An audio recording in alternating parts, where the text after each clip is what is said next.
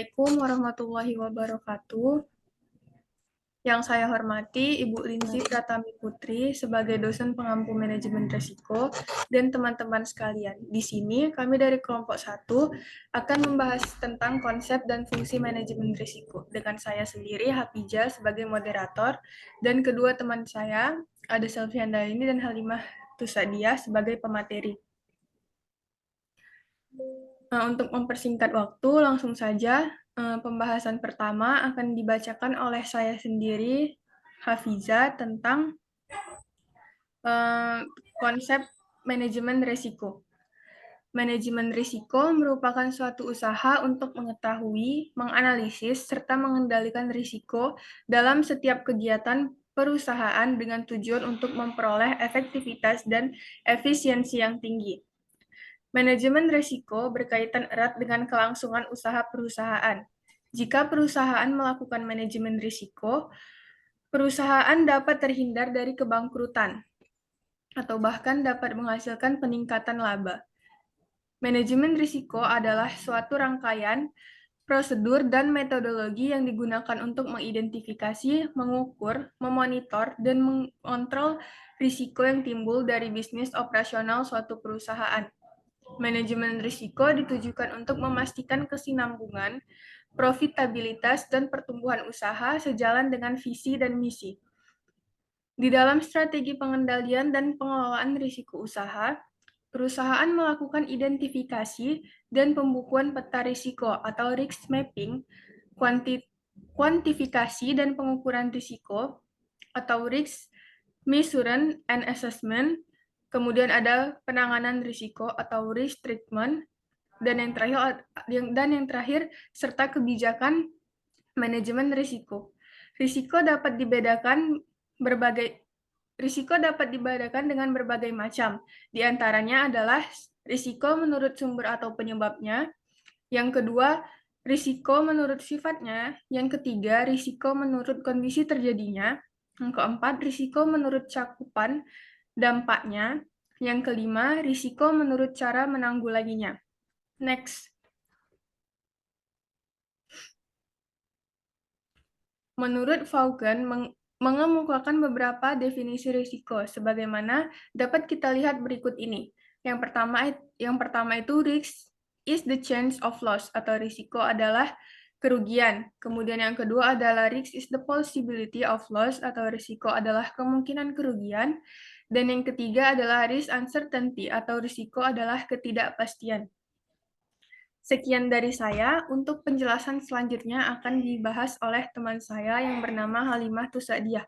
Kepada Halimah, dipersilahkan. Di sini saya akan menjelaskan tentang fungsi manajemen risiko. Fungsi ini bertanggung jawab dalam membentuk kerangka kerja dan proses dalam menghadapi risiko signifikan yang dapat mempengaruhi pencapaian tujuan perusahaan dengan mengurangi dampak risiko negatif. Ataupun fungsi manajemen risiko yang saling berkaitan erat. Kedua fungsi tersebut adalah memanajemen risiko dan internal audit.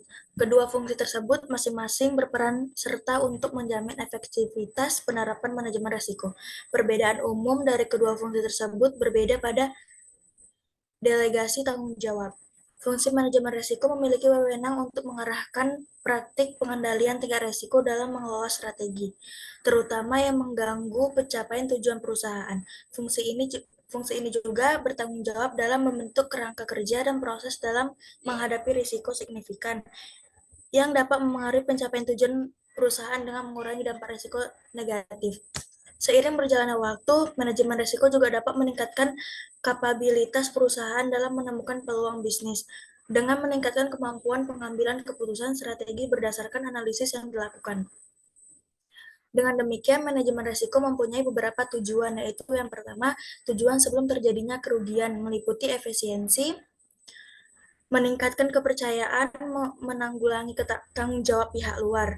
Yang kedua, tujuan setelah terjadi kerugian meliputi kontinuitas operasi, tetap surface, stabilitas pendapatan dan pertumbuhan. Next. Udah. Beberapa fungsi manajemen risiko bisnis yang lainnya meliputi 1. Sebagai sarana untuk mengurangi dampak negatif dari adanya risiko bisnis. Maksudnya itu adalah sebagai sarana untuk mengurangi dampak negatif dari adanya risiko bisnis dan memastikan bahwa perusahaan terlindungi dari kerugian. Selain itu juga agar pemilik perusahaan atau bisnis dapat memiliki pandangan jangka panjang yang stabil untuk meningkatkan keamanan bisnis dengan cara mengidentifikasi dan mengatasi risiko yang mungkin memengaruhi operasi bisnis. Yang kedua, untuk meningkatkan keamanan bisnis. Yang ketiga, sebagai metode untuk maksimalkan peluang bisnis. Maksudnya itu adalah yang mungkin terjadi dengan memastikan bahwa risiko teratasi. Yang keempat, manajemen risiko memastikan bahwa perusahaan memahami risiko bisnis. Yang kelima, sebagai cara untuk meningkatkan kepercayaan investor dengan memastikan bahwa perusahaan memahami dan mengatasi risiko yang mungkin memengaruhi operasi bisnis. Selanjutnya akan dilanjutkan oleh teman saya yang bernama Sylvia Handayani.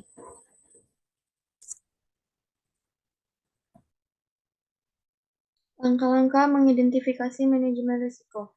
Yang pertama ada analisis risiko.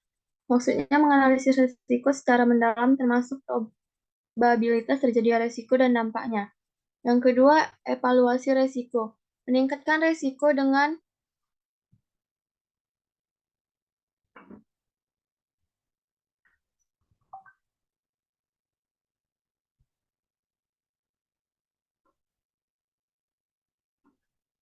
Yang kedua ada evaluasi risiko. Meningkatkan risiko dengan mempertimbangkan probabilitas dan dampaknya. Risiko dapat dinilai sebagai risiko tinggi, sedang, atau rendah, dan prioritas dapat ditetapkan berdasarkan risiko yang paling signifikan. Yang ketiga ada pengembangan strategi pengelolaan risiko. Merencanakan tindakan dan strategi untuk mengurangi, menghindari, mentransfer, atau menerima risiko. Yang keempat ada implementasikan pelaksanaan.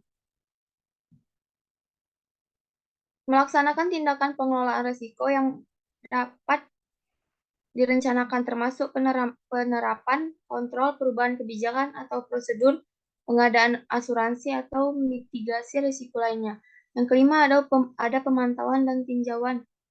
Mengawasi dan memantau risiko secara terus-menerus serta melakukan tinjauan berkala terhadap efektivitas strategi pengelolaan risiko. Jika ada perubahan dalam lingkungan atau kondisi bisnis, perlu dilakukan penyesuaian dan pembaharuan dalam manajemen risiko. Manajemen risiko dapat membantu organisasi untuk yang pertama ada mengurangi risiko kerugian atau kegagalan mencapai tujuan. Yang kedua, memaksimalkan peluang dan pertumbuhan dan berkelanjutan. Yang ketiga, membangun ketahanan terhadap perubahan lingkungan yang tidak terduga. Yang keempat, ada menciptakan lingkungan yang mendukung pengambilan keputusan yang informasional.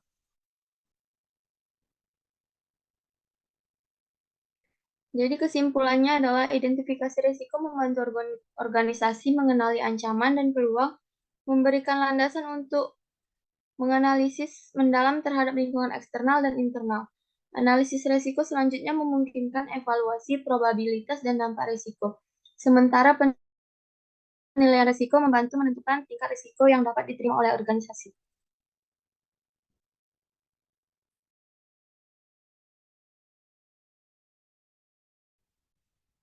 Sekian presentasi dari kami. Lebih dan kurangnya kami mohon maaf. Atas perhatiannya kami ucapkan terima kasih. Wassalamualaikum warahmatullahi wabarakatuh.